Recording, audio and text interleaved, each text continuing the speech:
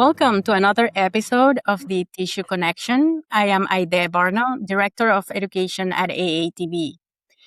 Today, we're talking about one of the most important professional credentials in the tissue banking community, the Certified Tissue Bank Specialist, or CTBS.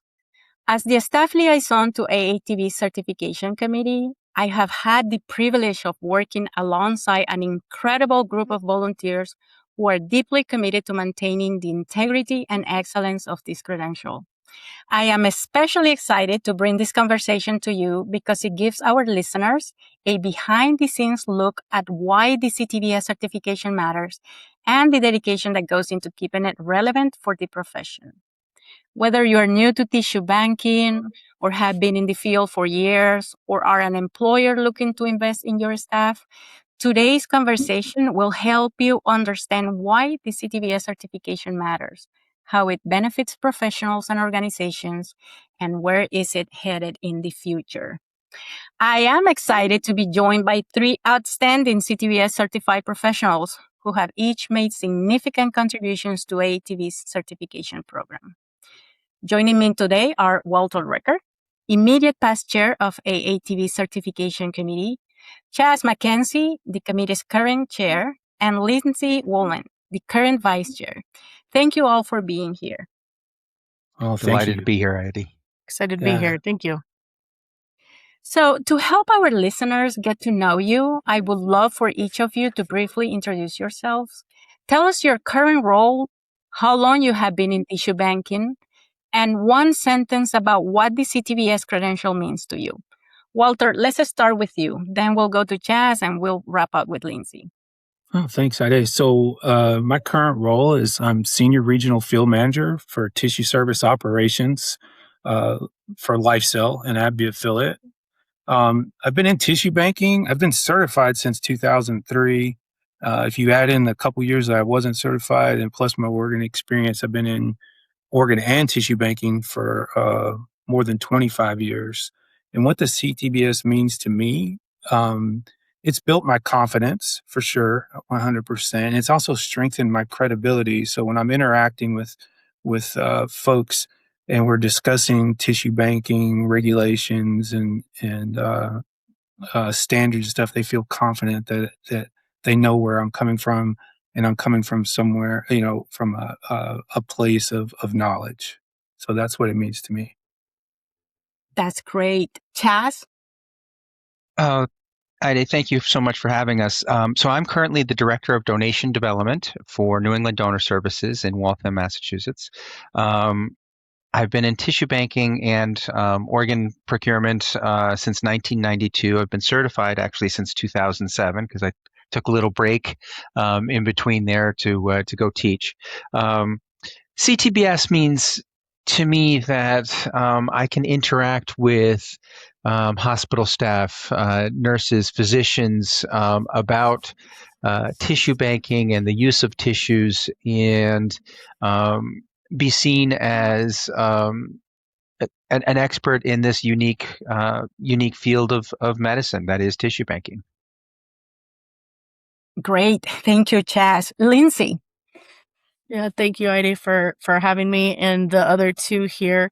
So my name is Lindsay Woolman. I'm the Donor and Family Services Manager at Donor Alliance.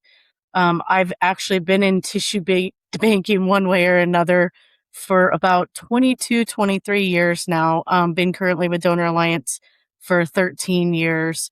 And actually started in tissue banking in whole body donation entity at that time, many years ago, and just found my niche and have been here ever since.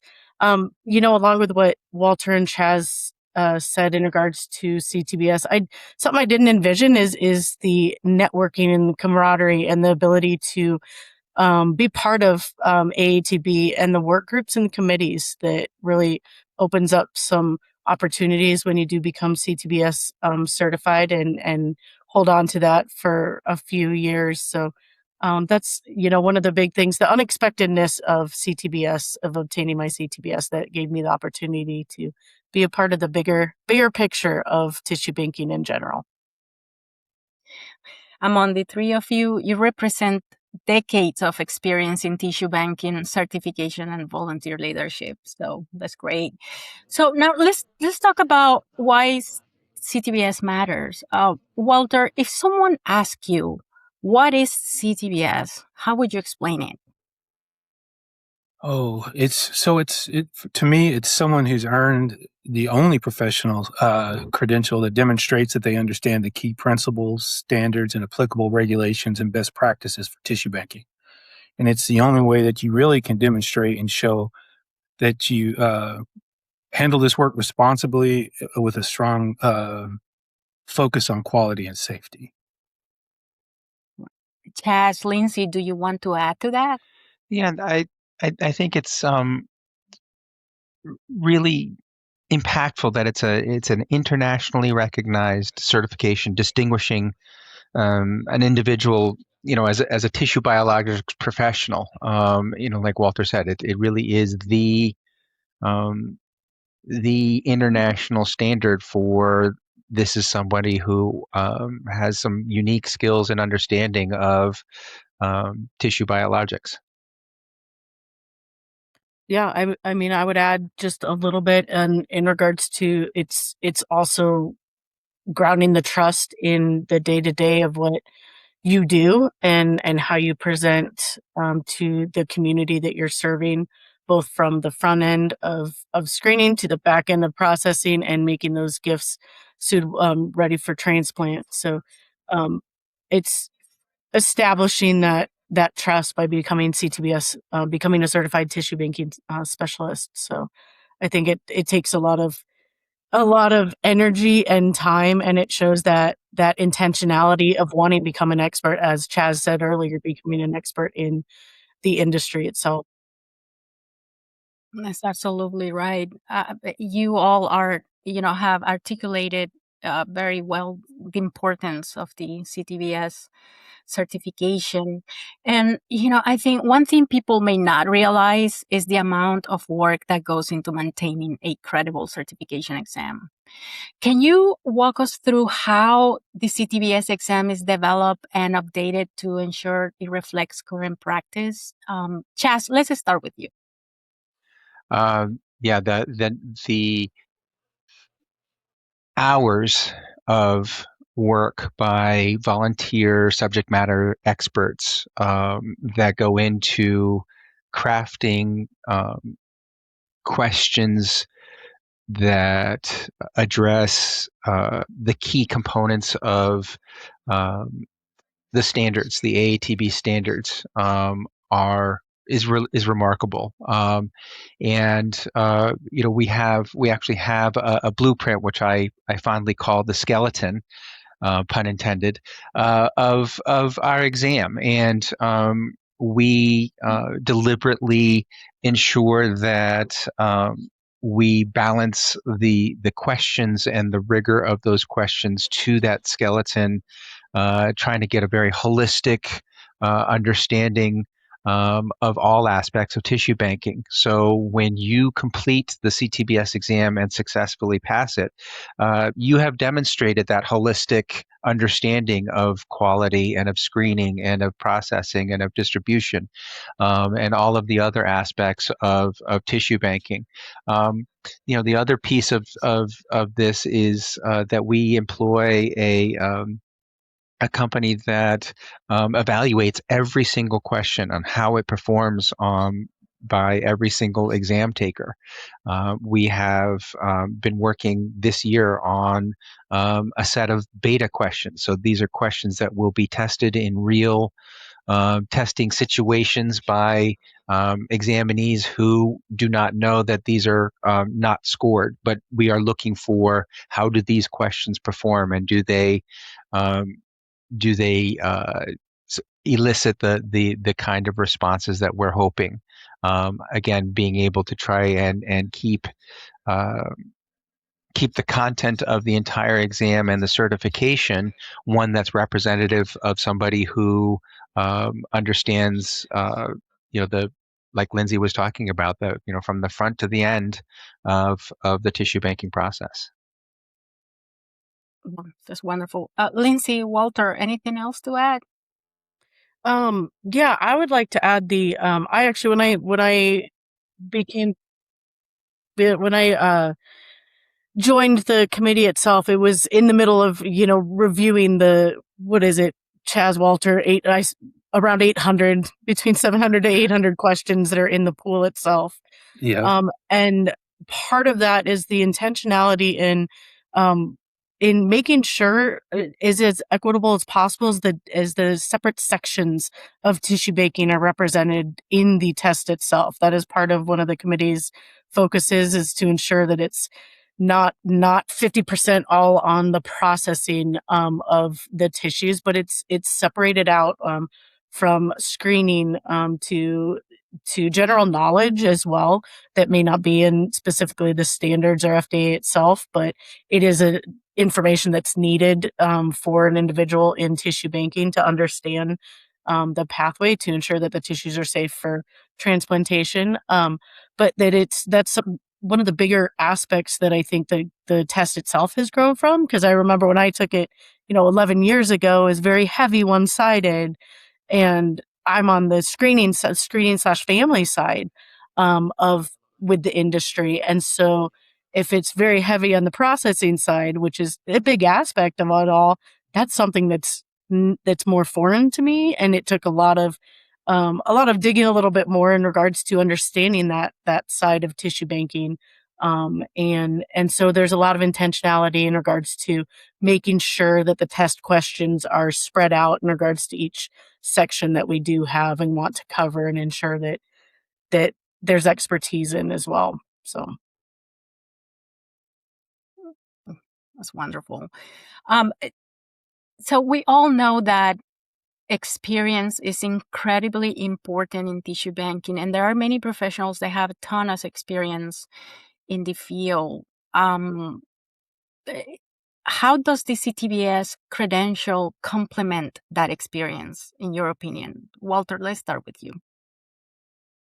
I mean, it just validates the experience that you have, right? It just outwardly, validates or demonstrates to everybody that not only do they see you know what you do, you know how to do it, but you've actually taken a national exam and you've passed it, and that you have this solid foundation across all the disciplines that are tested, right? So Chaz mentioned it a little bit. It covers, processing, distribution, recovery, quality, and donor screening. So you have that solid foundation that you can you can demonstrate to others that you know. So we have talked about the value of the credential from a professional perspective, but I would like to shift now and hear about the personal side of the certification. So for each of you, how has earning the CTBS credential impacted your own career? Lindsay, let's start with you. yeah, no, I think personally, as just mentioned a little bit earlier, just the ability to also join a lot of like these committees, be part of the committees as a subject matter expert. But personally, and I've also become an AOC in my organization for these last 6 years, and I think that's a huge aspect of, like I mentioned, in our organization at Donor Alliance, I have been on our tissue side, and the family services specific side. So this donor screening and working with the donor families. So even when it comes to recovery, and then of course the processing, distribution, that's a whole other aspect. So it's really opened up. It gave me an opportunity to realize the gaps of my big dig on everything is usually I want to know the why. And so I really took it upon myself to learn more about just internally the recovery side. This is all prior to taking CTBS. So working with our recovery team, and actually we're lucky enough to have one of our tissue processors in our backyard, and going on site there and learning more there before I even took the CTBS exam. So I was really excited to get to know more about um, what I'm talking about and what I'm presenting to families, what I'm collecting from hospitals, to ensure that these, the very front start of everything, that I'm starting the eligibility, suitability conversation, and understanding more about it. And then becoming CTBS certified was just kind of the cherry on top, that all that all that time and energy that I put into learning and educating, I became CTBS certified, and then it really allowed me to grow in the organization and become a leader, one of our leaders, managers in our organization itself. That is a great story. Chaz, what would you say? So I became certified in 2007, despite having been in tissue banking for almost 15 years prior to that. And 10 years after that, so in 2017, the small organ procurement organization, which I was part of the senior leadership of, affiliated with New England Organ Bank, a much larger Boston-based organ procurement organization. And as part of that process, they were evaluating where in our organization, where in the new scheme of things does Chaz fit? And a key piece of the deciding data, if you will, was my CTBS. My being a certified tissue bank specialist told this new emerging group that the tissue portion of our work and of our company was where I belonged and where I would add the greatest value, and I attribute that directly to my having been CTBS certified. Excellent. Wow. Walter, what about you? Yeah. So I'm gonna kind of add to the professional growth part of it. So for me, the role that I currently have now wouldn't have been possible without obtaining my CTBS. So me being able to work for LifeCell uh, is wholly and 100% uh, because I have my CTBS. Right, that wouldn't even have been an option for me. So I think Lindsay alluded to that a little bit. You know, it opens doors that you don't really know you need open sometimes. But then when the opportunity arises, there's like, oh, you have all this experience and you're CTBS certified. Then you're like, we'd like to talk to you, or we'd like you to be a part of this or this committee, or we'd like you to be a part of this project. And it's all related to being CTBS certified. That is great. One thing I have noticed in my role supporting the certification committee is that people sometimes hesitate to pursue CTBS because they aren't sure if it is the right thing to do, or is right for them. They may think it's only for managers or only applies to certain areas of tissue banking, or question the investment. Is it worth it? Lindsay, what would you say to someone who has those perceptions about CTBS? First, I'd ask the why and why they're feeling that. But I would say it is going to be a challenge. It is going to be a challenge. It's not a simple just jump in and take the test and you're going to know everything.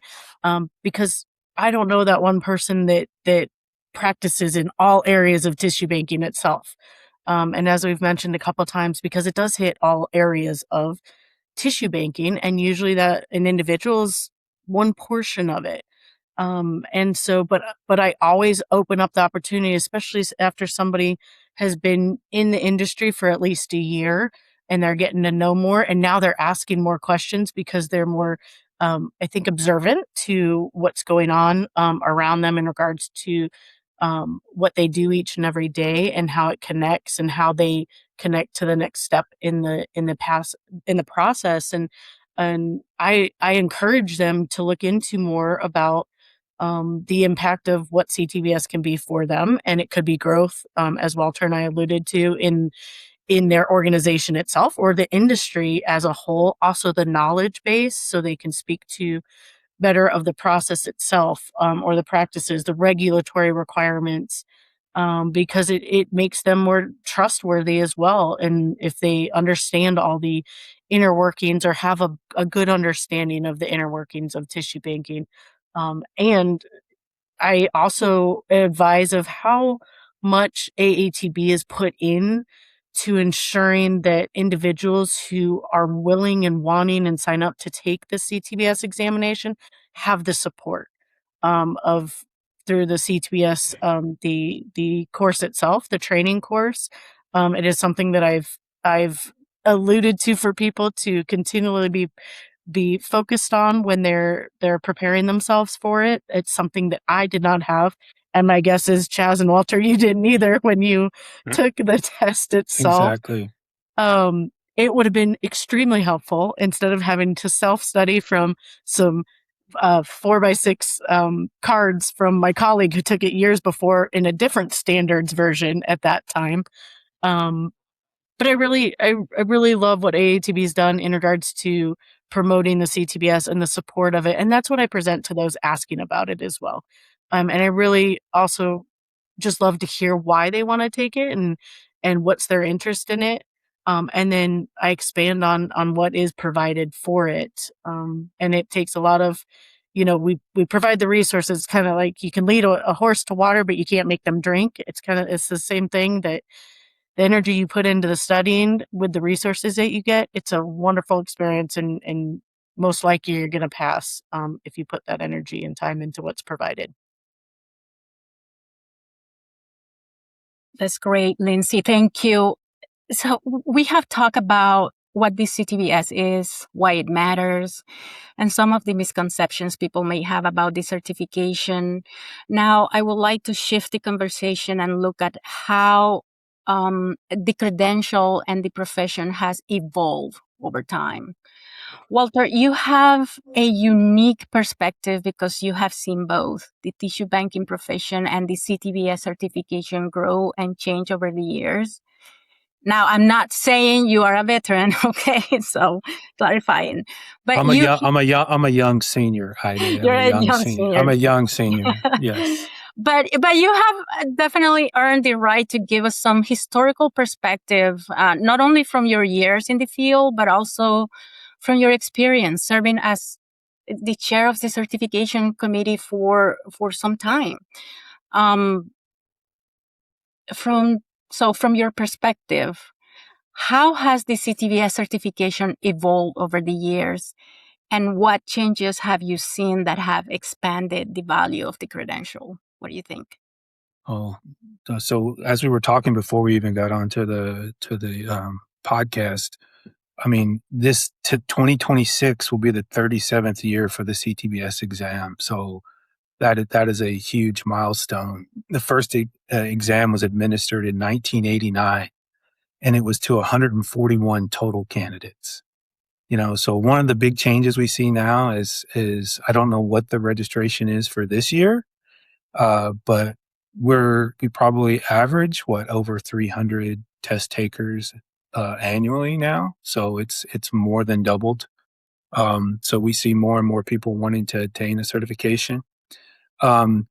Previously, there was a board of tissue banking. It was as an American Board of Tissue Banking prior to Criterion, who Zach Irwin, the psychometrician, who actually oversees and works with the certification committee now. There wasn't an AATB certification committee. It was an American Board of Tissue Banking prior to Criterion. Our database has changed. So our question database used to be managed by a psychometrician, but it was actually kept together on an Excel spreadsheet. The standard setting method that was used has changed. It used to be the Nadelsky, and now it's the Angoff. Lindsay kind of alluded to how the test was actually reflected, or how many, what areas. There could be more questions in certain areas than others. It wasn't uniform across the board. So, just for an example, if we had X number of questions in the database and 39% of them were from quality, then 9% of the questions on the final test would be quality, right? So it just depended on which version of the test you were getting.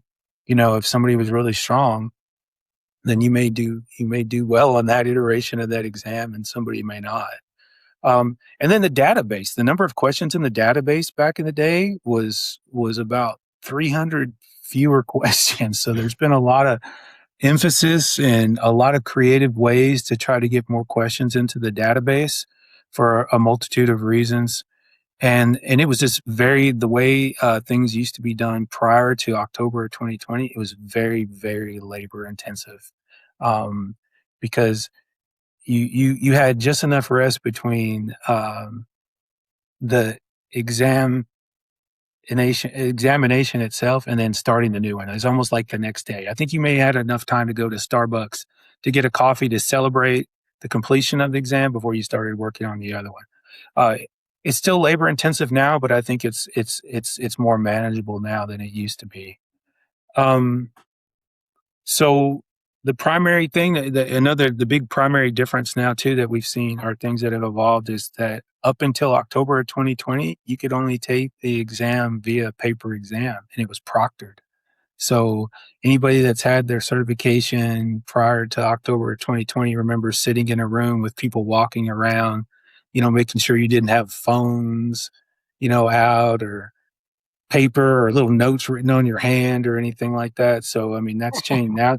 Now you can go to an online testing center and do it online. So that's I some stuff that's changed. I recall even in my own professional development or profession, the certifications that I have pursued, like sitting in a room with among other professionals, and it's just like nerve-wracking. So that times So are changing. So building on that, we know the profession continues to evolve. Since the last job analysis was done several years ago, we have seen advances in technology, changes in regulations, and continued evolution of quality systems and best practices.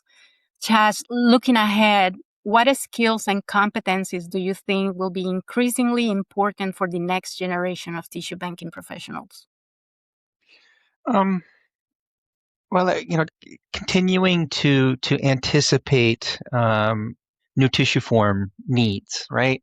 Um, the orthopedic surgeons and the neurosurgeons and the plastic surgeons are have been very creative over the last 30 years in their use of donated tissues. And when I first started recovering tissues, a full donor was a femur, a tibia, and a fibula.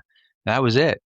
And now we're recovering nerve tissue, and we're recovering, all kinds of other forms because there's been an identified surgical need, and with that identified surgical need, the CTBS and AATB need to understand, how do we recover nerve tissues? How do we preserve nerve tissues? How do we prepare them and make them usable so that a neurosurgeon has something that's of use to the recipients.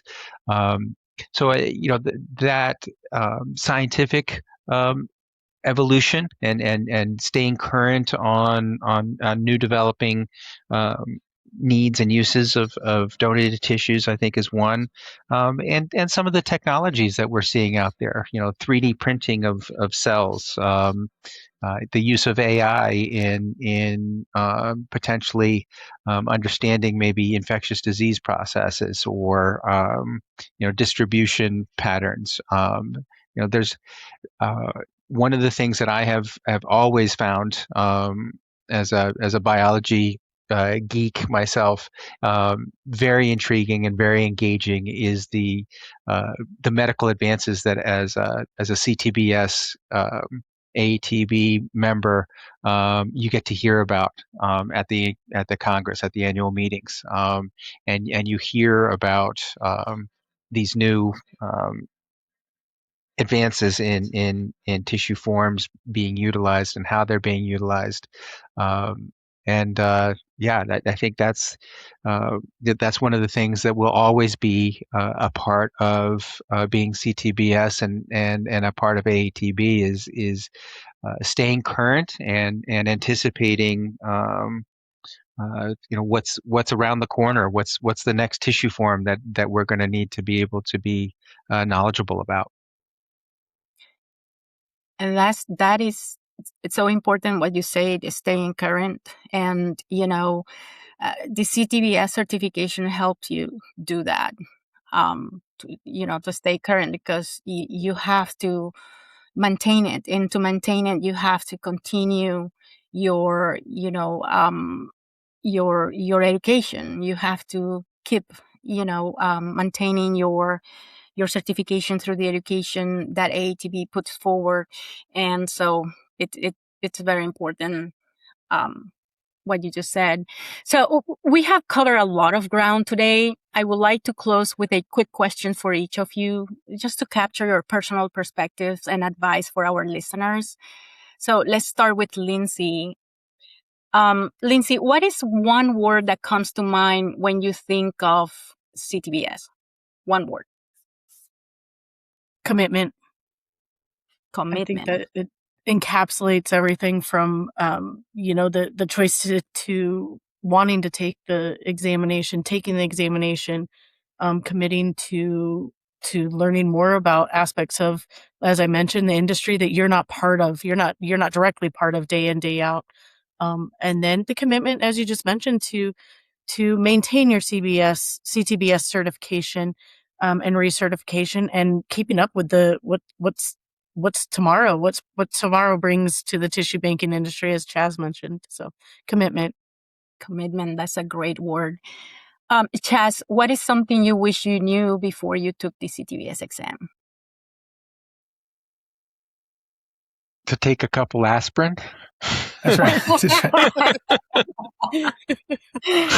right. I finally look back, because I too had to be in the the paper with the monitored, and I walked out of there with one of the worst headaches of my life, which in the organ procurement world is a big red flag. Like, no,